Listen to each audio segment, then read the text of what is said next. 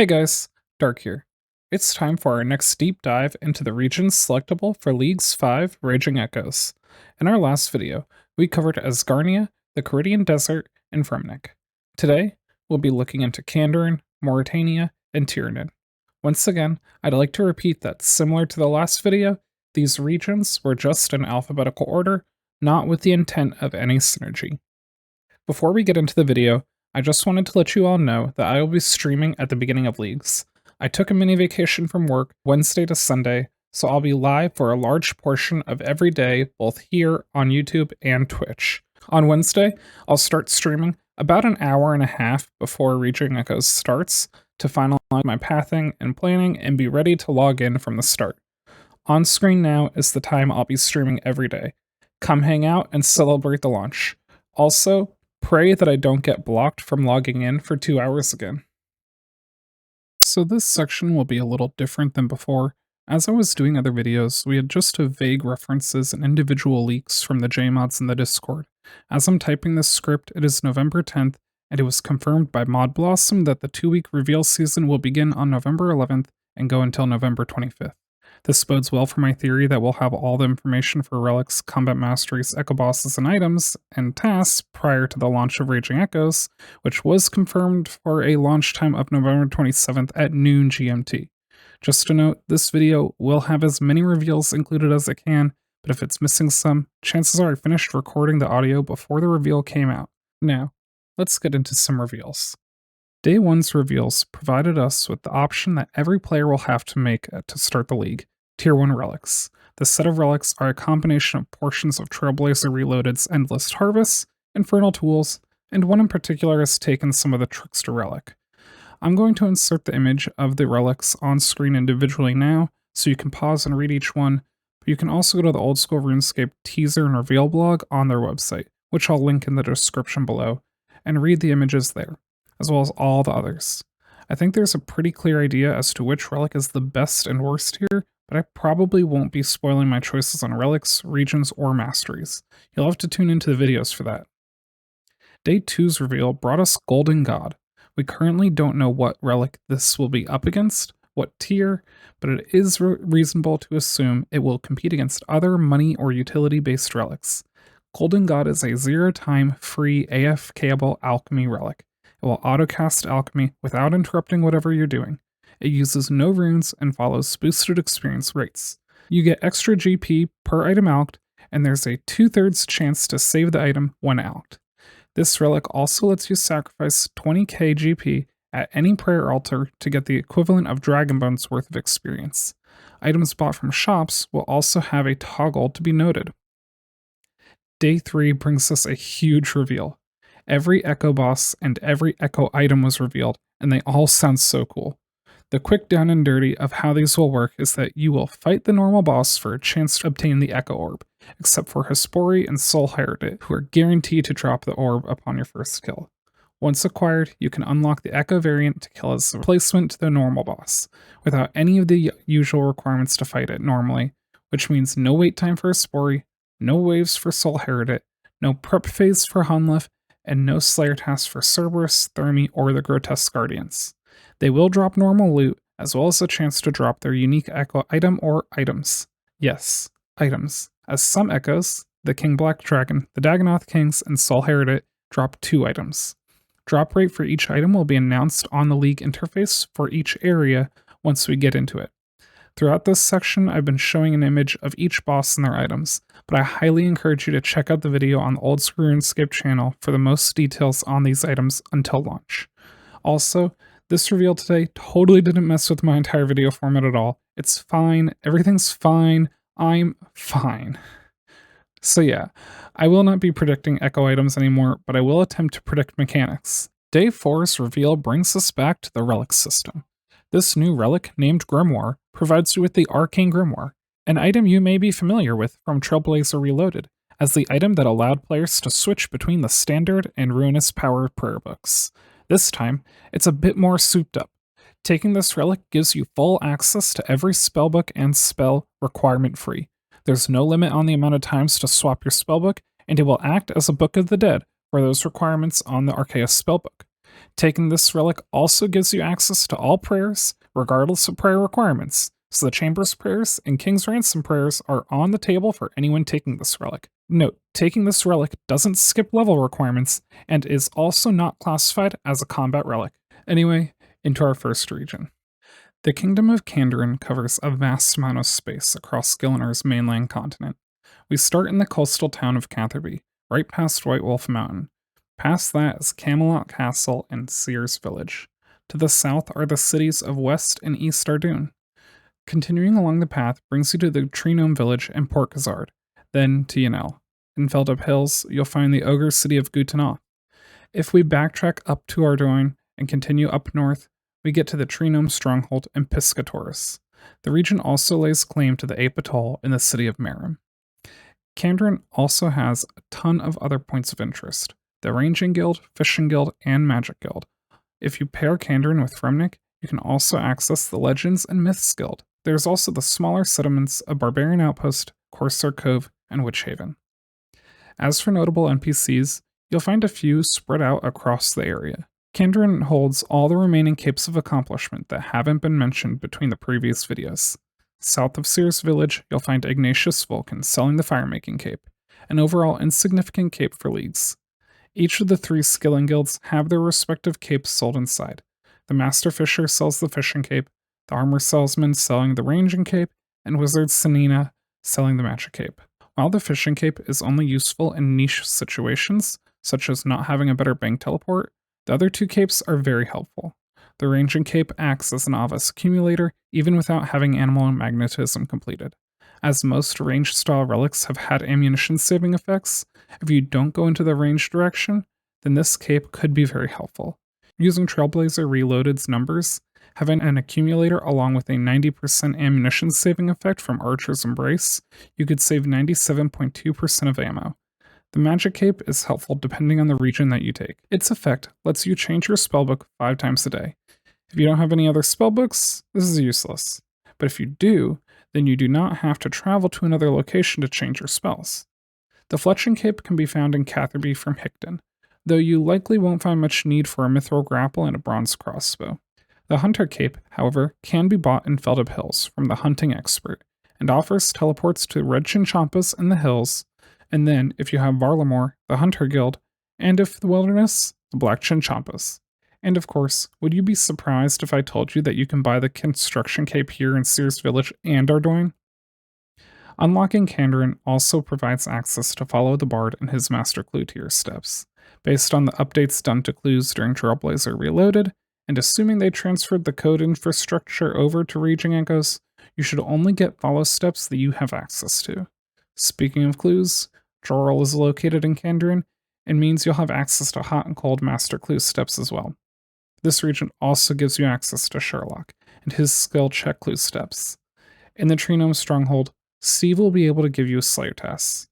Down just outside of Vanille, Dominic Onion will have his Nightmare Zone closed to train in, but his services to imbue items can be used by buying points for 1 GP each.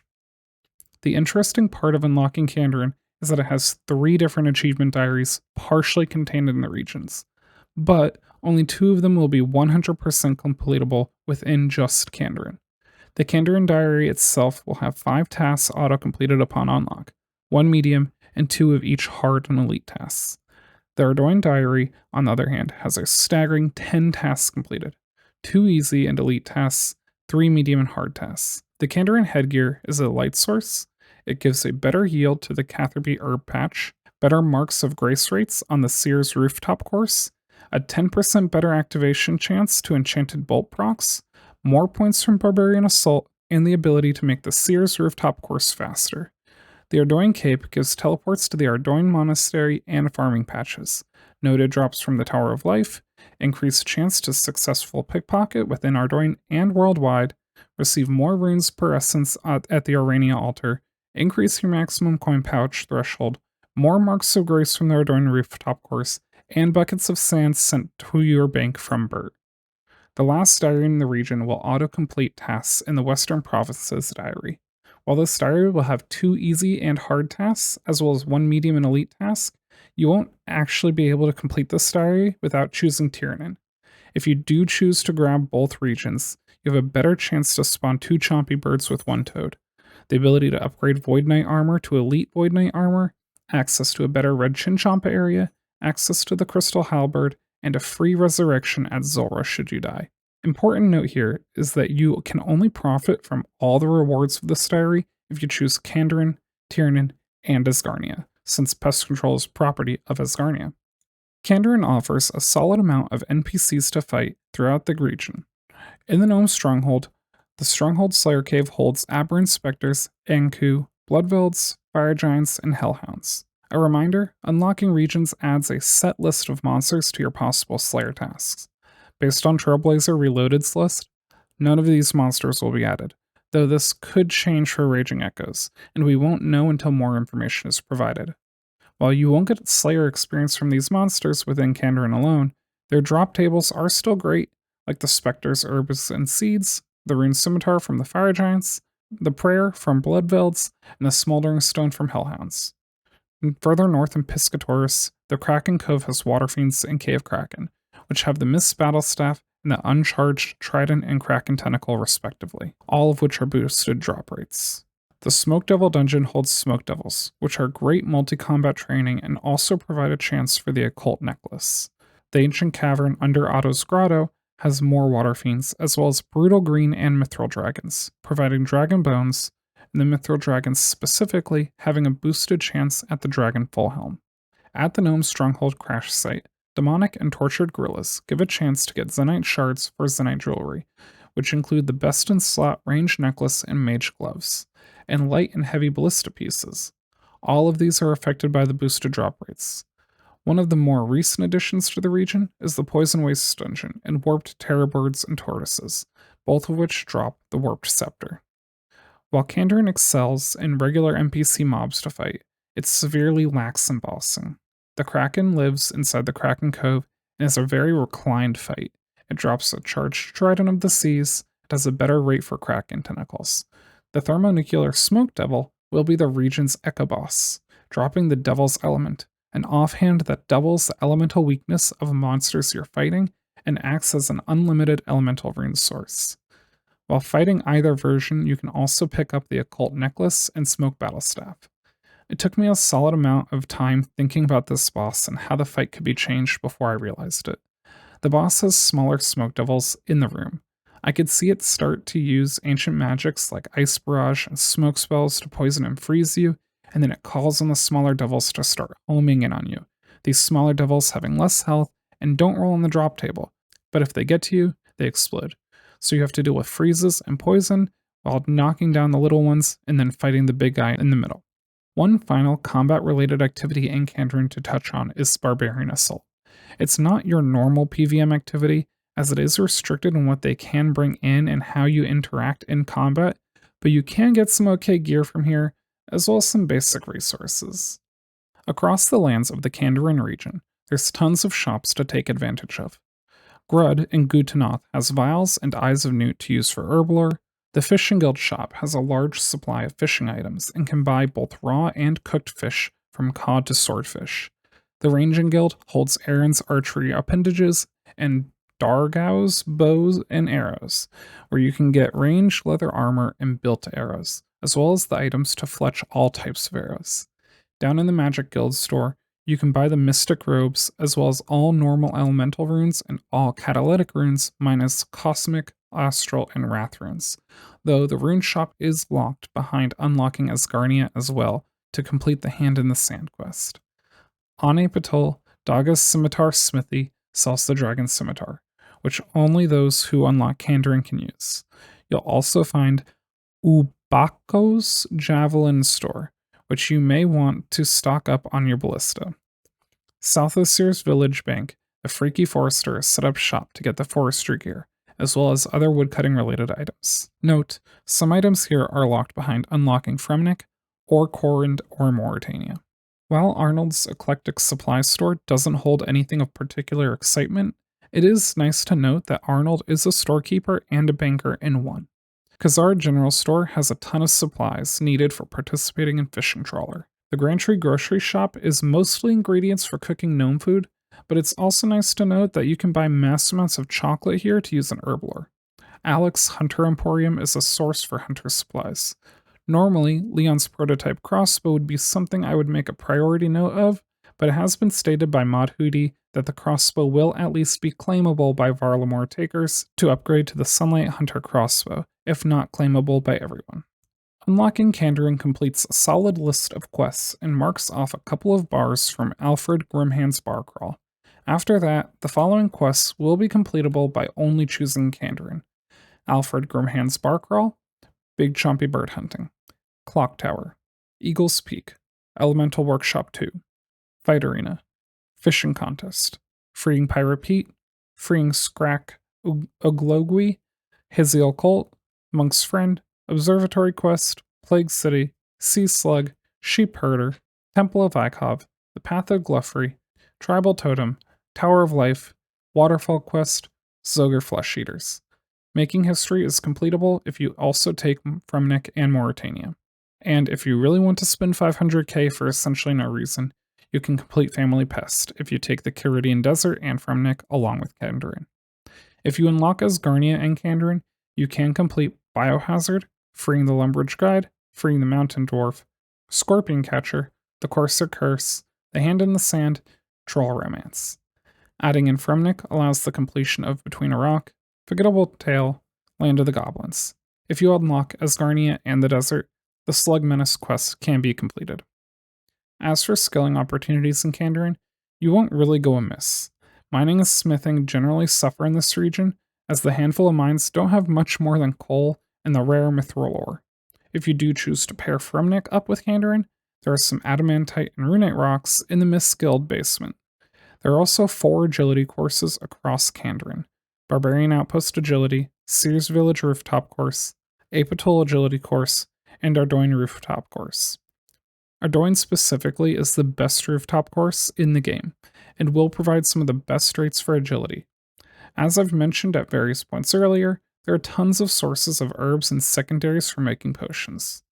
The fishing trawler can be found in Port Khazard, and while the experience will only be good earlier on, the angler's outfit will be a boosted drop rate item here, and you can take that set up to the Fishing Guild, which has a great variety of fishing spots, and most importantly, taking the small boat off the docks lets you go to the fishing platform. Here, you can fish for minnows, which is decent experience, but also provides a great amount of raw sharks by trading them in. Over in Piscatoris, you can also find monkfish, which is an even better fishing training method than sharks, but heal less than them. Of course, cooking these fish will be your best training method here. As for places to do so, the best is once again in the Mist Guild, with Port Khazard being a decent alternative. As for thieving, Ardoin has knights, paladins, and heroes to pickpocket, as well as various stalls in the market. The Ranging Guild has a leather tanner, and there are many dragons with hides to pair this with. Kandarin has the second best variety of trees in a region, with regular trees all the way to magic, only skipping over Arctic Pine. These logs can be used for training in any log-related skill. Note Sears Village is one of the most popular places to woodcut. The region holds a unique runecraft training method, the Arania Altar. This altar can create any basic elemental or catalytic rune other than wrath runes. This method pairs incredibly well with Last Recall Banker's Note. If you do unlock Fremnik, you can make wrath runes through the passage under the Mist Guild. There are 3 fruit tree patches, 1 regular tree patch, 2 hops patch, 2 sets of allotment flower and herb patches, 1 bush patch across the region, as well as multiple master farmers. Lastly, there are 3 distinct spots to train hunter in the region: Piscatoris to the far north, Veldup Hills to the far south, and right around the Arania altar, red salamanders. East of Varrock, over the River Salve, you enter into the region of Morytania. Right as you enter the region, you find the town of Canifis. To the eastern shore of Morytania is the town of Port Phasmatis. With a short jaunt to the south is Slep. Back on the western side of the region, just across from Emir's Arena, is Morton and Berg de Rot. Centering the region is Meyerditch, the vampire city of Darkmire, and Versenhaza holding the Theater of Blood. The region also contains the island of Mostly Harmless.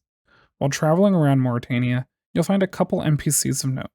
Just on the far edge of Canifis, Mashna can provide you with Slayer tasks. Just north of Port Phasmatis In the Ectofuntus, the Ghost Disciples will let you claim your Ecto tokens. The Morytania Diary will have 5 tasks completed on unlock, 1 medium, and 2 hard and elite tasks.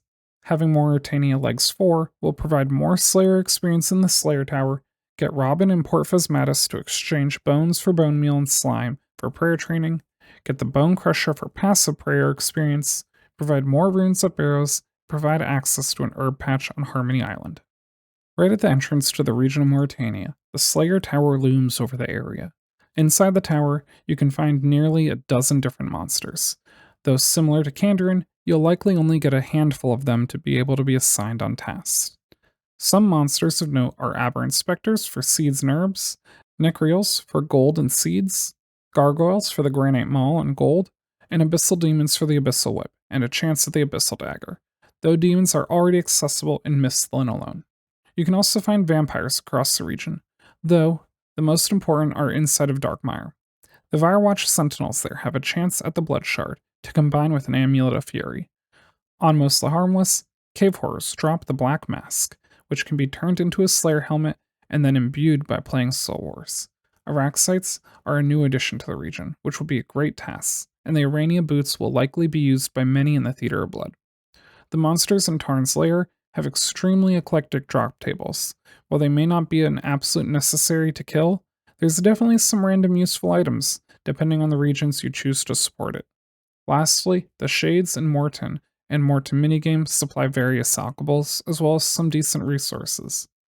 One thing to note is that Morytania is the only region that will provide redwood logs if you do not take Korund but do take Fremnik, as gold chests here have an uncommon to rare chance to drop a stack of 5 to 14 noted logs, and redwoods and Arctic pine are required for getting the forester's outfit. Morytania's bossing scene is also very fleshed out. The Barrows brothers are an early game bossing opportunity. Fighting the Six Brothers can net you great combat catalytic runes, and potentially their armor sets. Most of these sets, as they stand, will have some sort of use, but upon acquiring Morytania's Echo item, they will be invaluable to any player. The only mage and range armor accessible in this region is held here, Arms and Carols. The Nightmare of Ashihama and Fasani's Nightmare call their home under the town of Slep. In Trailblazer, all tasks surrounding the 2 variants of this boss allowed you to kill a combined amount of either, or getting the drops here. Speaking of which, the drops here were recently boosted in Project Rebalance. The Inquisitor armor is a crush-focused, high-strength and prayer bonus gear set. When paired with the Inquisitor mace, there's an extra increased accuracy and damage. It also drops the Nightmare Staff, which can be combined with any of the 3 orbs that are also dropped here. The Eldritch, which provides a special attack to deal extra damage and restore prayer. The Harmonized, which decreased the attack speed from 5 game ticks to 4 when using the standard spellbook. And the Volatile, which has a special attack that uses no runes and has a high accuracy and damage. The newest boss in the region, Araxor, made its home between Port Phasmatis and Slep. You can pick up the Noxious Halberd, a phenomenal melee weapon with a 2-tile range, and a special attack to clear venom. You can also grab yourself the Araxite Fang, which, if you have chosen Kandarin, will allow you to create the new best-in-slot melee necklace slot item, the Amulet of Rancor. The Grotesque Guardians are located at the very top of the Slayer Tower, and can't be killed until you acquire the Brittle Key drop from the normal Gargoyles. The drops from this duoed boss are lackluster. The normal loot tables are some GP and alcohols and some basic supplies, while the uniques, the Granite Gloves, Ring, and Hammer, would be hard to call best in slot in most region combinations, easily overpowered by many other items. Even the Black Tourmaline Core is only usable with unlocking Asgarnia, or getting extremely lucky by doing elite clues and getting a Bandos boots drop from a Bandosian or Armadillion guard. In other words, this boss could use some love. Luckily, they are the region's Echo boss. I foresee the fight going something along the lines of having us deal with gargoyles flying in to help protect Dawn and Dusk, in a similar method to Kefri's Scabberites. Dawn and Dusk could also have an emanating field of energy that causes damage by being close to them, so you have to work to kite them around the roof to avoid taking extra damage. Killing the Echo boss enough will reward you with the Gloves of the Damned, which act as an Amulet of the Damned, has the stats of Barrow's gloves, and also doubles the effect of all Barrow sets.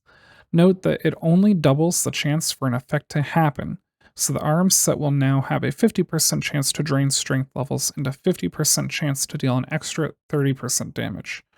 Or, if there's no percent chance for something to occur, it'll be doubled, like the Guthan set effect being able to heal 20 above the base hit point level rather than 10. Bersenhausen holds the Theater of Blood, the game's second raid. Those who choose to take on the show and face off against Verzik Vitor and all of her abominations and creations will be heavily rewarded. The most common reward will be the Avernic Defender, which unfortunately will only be usable if you unlock Asgarnia. You can also claim the Justiciar Armor, the most defensively tanky armor for melee and range when not accounting for an Echo item, while also reducing income and damage. The Grazi Rapier, which is the strongest 4-tick stab weapon in the game, and the Sanguinesti Staff, a powered mage staff that has a passive healing factor. And of course, as was the case with Tombs of Amasket, you can receive the Twisted Bow, Temekin's Shadow, or the theater's own Scythe of Vitor.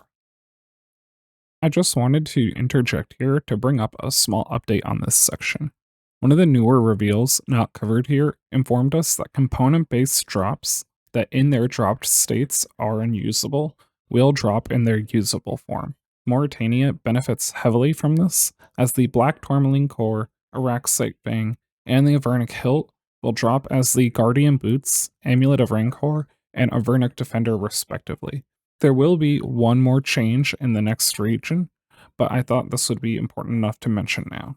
In regard to both the Theater of Blood and Fasani's Nightmare, you will be able to attempt an even harder version of the two, the Theater of Blood Harder mode and Fasani's Nightmare's Nightmare. Both of these will have damage and defense increased by 25%, and the NPC hit points increased by 50%. Completing either, however, will provide you with an additional 2 times multiplier to drop rate. This means for the theater, you are essentially guaranteed to get a set of purple glowing chests, as all players in the theater will receive their own purple if one is rolled. As for Fasani's Nightmare's Nightmare, the worst drop rate you'll have to deal with upon completing will be a 1 in 80 chance for one of the orbs. Morytania is excessively lacking in stores that benefit a player. Rufus's Meat Emporium in Canifis sells various raw meats, including raw shark. Darkmire General Store has a long rope, which is used to access the agility shortcut on the northeast corner of Darkmire, towards Raxor and Slep. The mysterious Hollowed Goods Store in the Hollowed Sepulchre lobby has things to buy only for Hollowed Marks, but has various useful equipment for the Hollowed Sepulchre itself. Ivan's Supplies is where you can buy replacement flails, should you need it. In Morton, Razmire has a general goods and building store. The two shops combined have most of the supplies you'll need for the Shades of Morton minigame.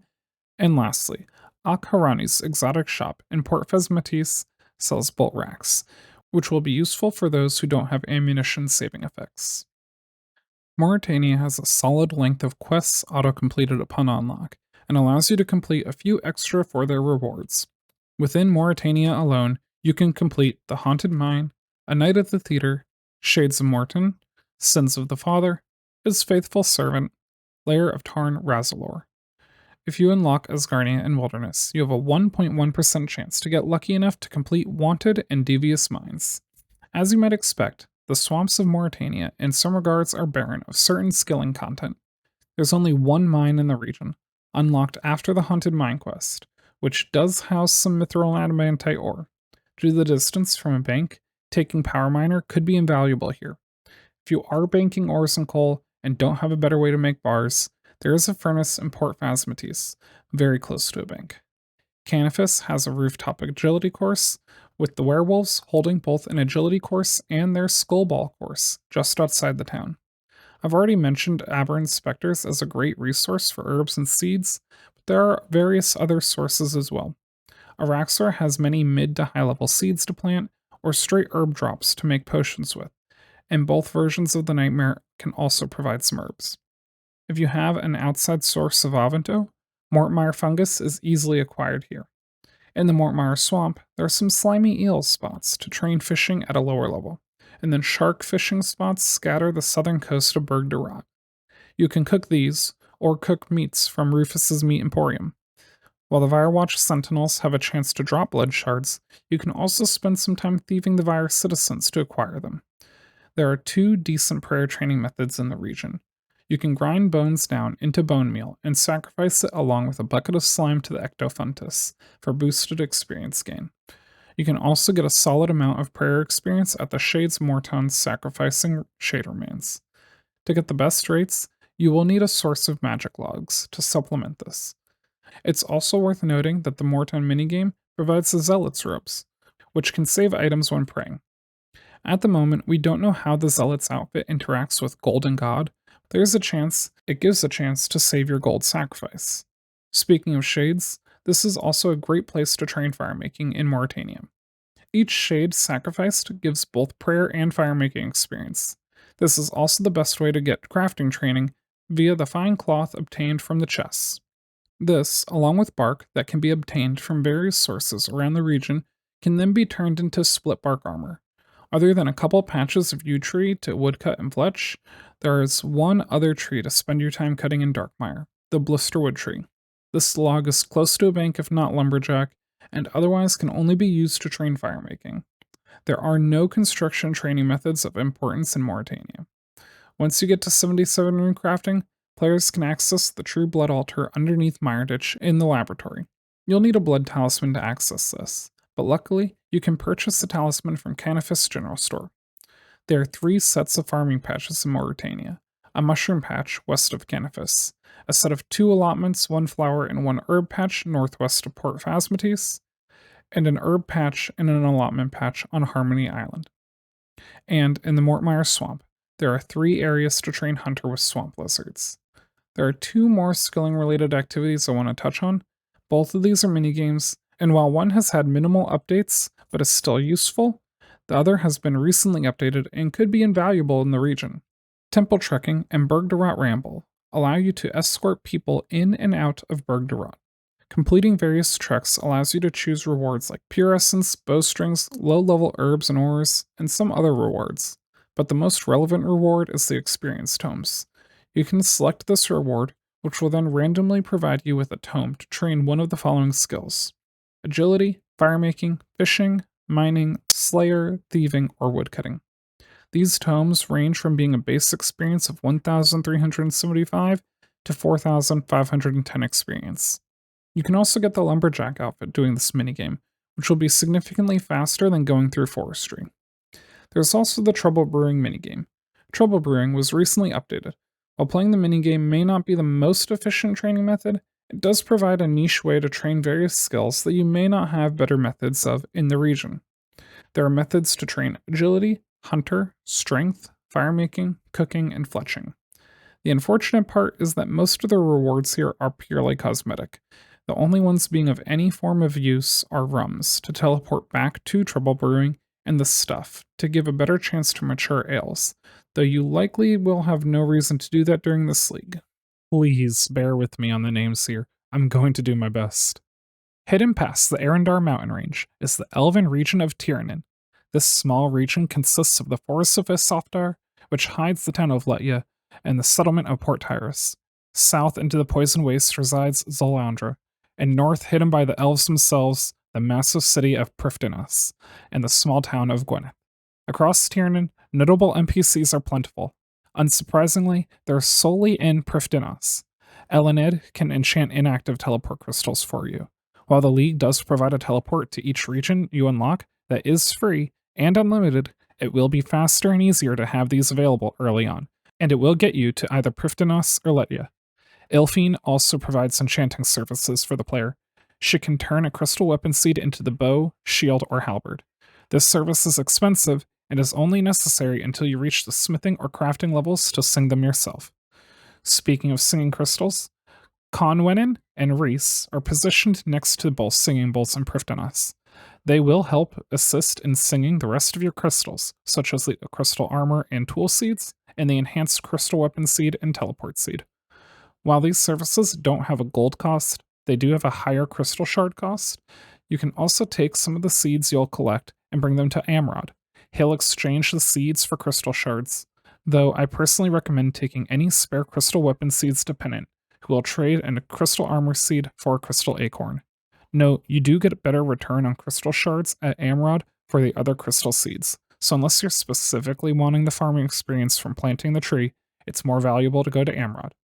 Rhiannon guards Zalcano's prison, which we'll talk about more in a little bit, but for now, it's most important to know that she provides the service to choose between receiving better mining experience or loot rolls while fighting the imprisoned demon.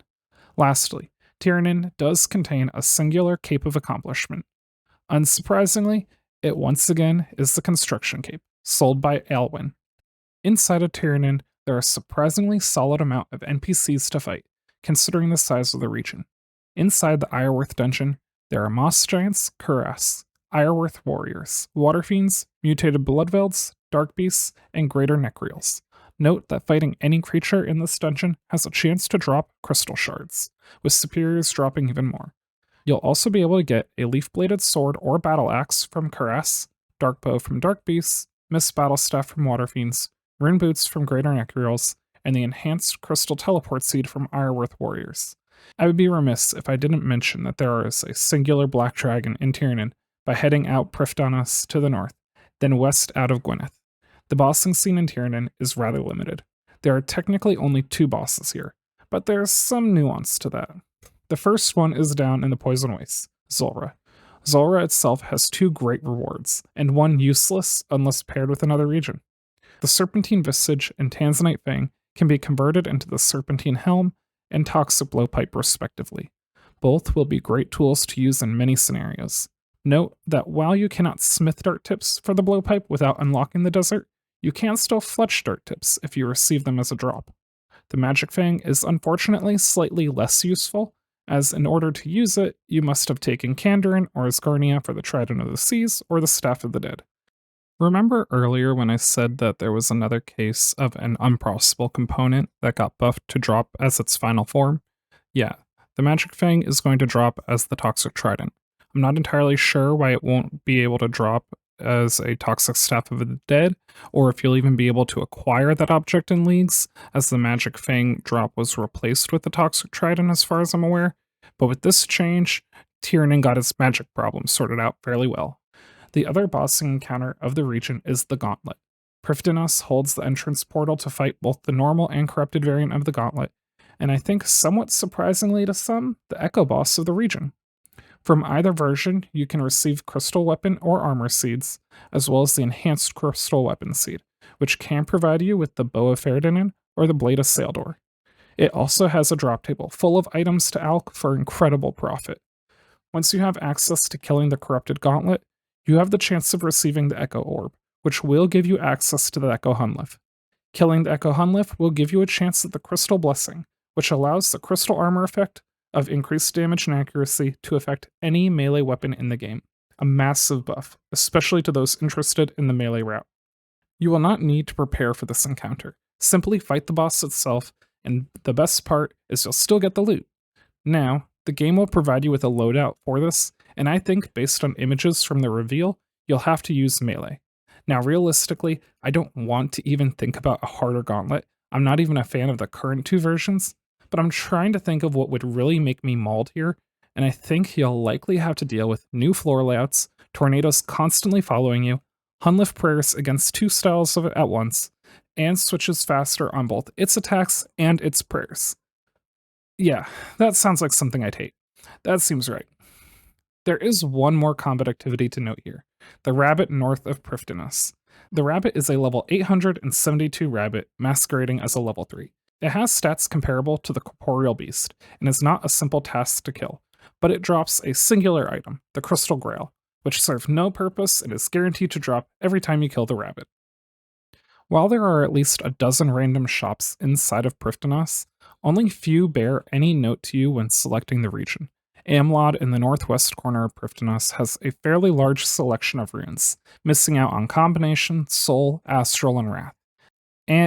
Anirin's armor will be heavily used for turning a profit if you choose Golden God, due to its stock of mithril through rune plate armor. Ireworth arms will also fall into that category, as it has a selection of adamant through dragon daggers and halberds, with adamant and rune scimitars. Sion's ranged weaponry has a great selection of mithril through rune arrows, as well as various lower to medium level bows. But Letya Archery Shop has a better overall supply. Unlocking Tirannwn completes every quest in order to access the Elven City, and more so, there is not a single quest to be completed involving the region. While having something for every skill, Tirannwn is also rather limited in its skilling options. Before getting into the skilling list, know that most skilling activities inside the city or in the near vicinity provide a chance at getting crystal shards. There are 3 sets of mines in the region. North of Prifddinas is a gold mine, and just outside of Latia, on the edge of the Isafdar forest, are some adamantite and runite rocks. But inside the Elven city is the big jackpot. The Tirannwn mine boasts tons of mineable rocks. From soft clay rocks, yes, not clay rocks, these rocks provide specifically soft clay, to iron through runite.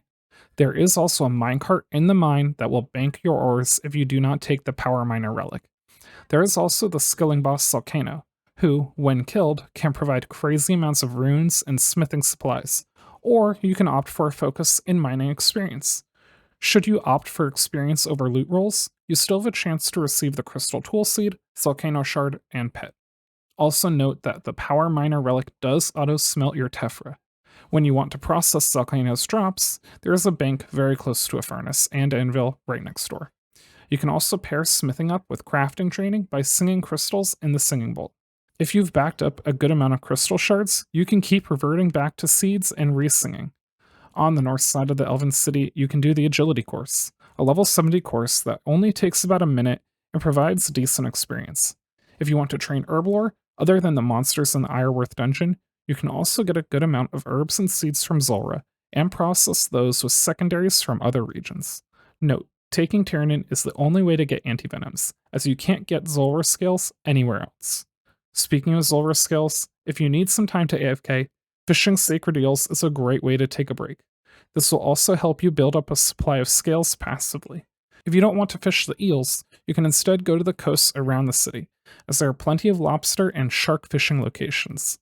On the other side of activity, thieving elves in the region is your best training method for the skill, as they not only provide solid experience, they also provide a boosted rate at the enhanced crystal teleport seed, one of the best ways to passively gain crystal shards.